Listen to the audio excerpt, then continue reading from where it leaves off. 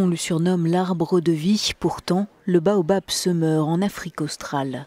D'après une étude publiée dans la revue Nature Plants, 9 des 13 baobabs les plus anciens se sont effondrés au cours des 12 dernières années.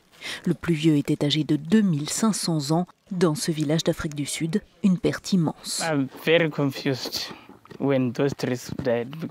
Je suis très affecté quand ces arbres meurent parce qu'ils nous apportent beaucoup.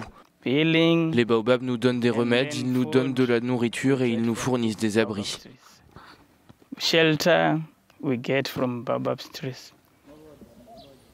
Si d'autres études seraient nécessaires pour le confirmer, les chercheurs qui ont observé ce phénomène pointent du doigt le changement climatique. Les températures très élevées et la sécheresse seraient responsables de la lente agonie du baobab, un arbre qui survit en se gorgeant d'eau.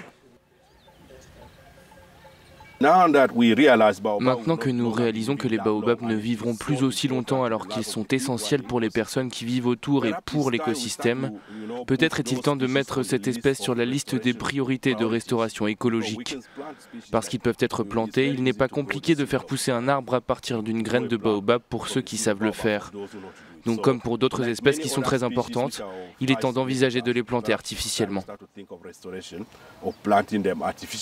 Indispensable aux populations locales, le baobab contribue aussi à la survie d'une autre espèce menacée, les éléphants, qui se nourrissent notamment de sa sève.